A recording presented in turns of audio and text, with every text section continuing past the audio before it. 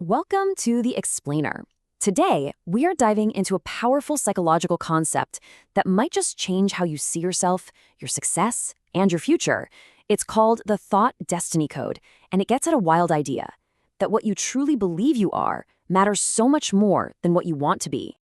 So let's just jump right into the heart of it with this quote. Think about that for a second. We're always told to set these huge goals, to chase our big dreams. But what if our destiny isn't really shaped by those grand desires? What if it's actually forged in the quiet, fundamental story we tell ourselves about who we are? That's the paradox we're going to unpack today.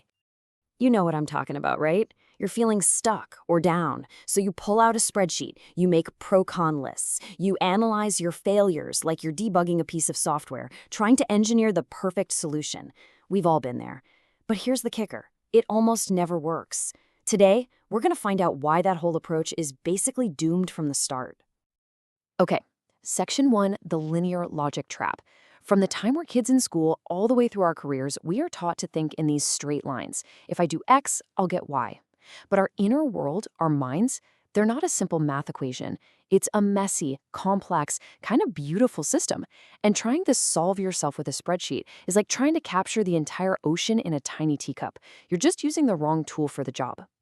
So to make this all feel a bit more real, let's look at a story. We'll call our guy Steve, and his journey is this perfect and frankly cautionary tale of the thought destiny code in action. It shows exactly how our internal script can completely overwrite any external success we might have. All right, so let's get into it. This is Steve, and by any and all external measures, Steve is incredibly successful. He's a high-flying executive in a really tough competitive industry.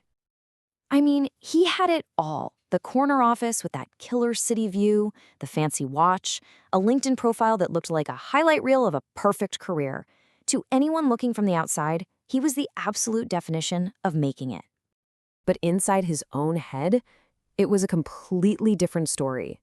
Despite all the awards, the promotions, the evidence staring him in the face, Steve's internal monologue was still that of the skinny, insecure kid who was always picked last for the team in gym class.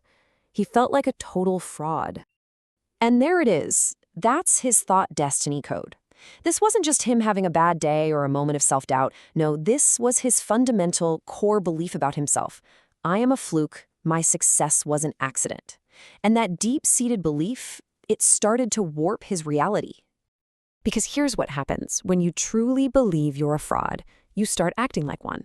He started to micromanage his team, he pushed his best people away, and eventually his project started to crumble, and his career followed right behind. His inner belief didn't just predict his failure, it actively, piece by piece, created it. Steve's story is just such a powerful illustration of this concept, isn't it? The thought destiny code is that internal narrative that literally creates the filter through which we experience everything. It's like the quiet operating system running in the background of our minds all the time. And hey, don't think this is some new self-help idea. This concept is ancient. The Stoics, guys like the Roman Emperor Marcus Aurelius, they knew this centuries ago. They understood that our thoughts literally dye our soul, coloring our entire perception of the world. What you think is what you see. I love this analogy because it makes it so simple. It's like you're wearing blue-tinted glasses. Everything you look at is going to look blue, right? Well, if your core belief is, I'm not good enough, that belief tints your perception.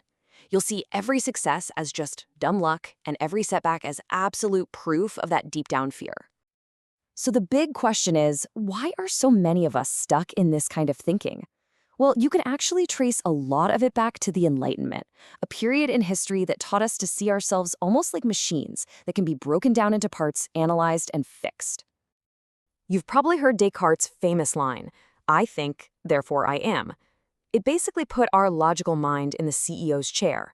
But here's the thing. We aren't just thinking machines. We're more like an ecosystem. Our feelings, our bodies, our thoughts, they all influence each other in this constant feedback loop. Our state of being shapes our thinking just as much as our thinking shapes our being. It's a two-way street. So what that means is you're not a fixed, static object like a statue that can be analyzed and chipped away at. You're a dynamic, flowing process. You're a river. Your thoughts, your feelings, your identity, they're all in constant motion, always influencing each other. And this leads us to the ultimate, kind of paradoxical question about who we are. Which one is it?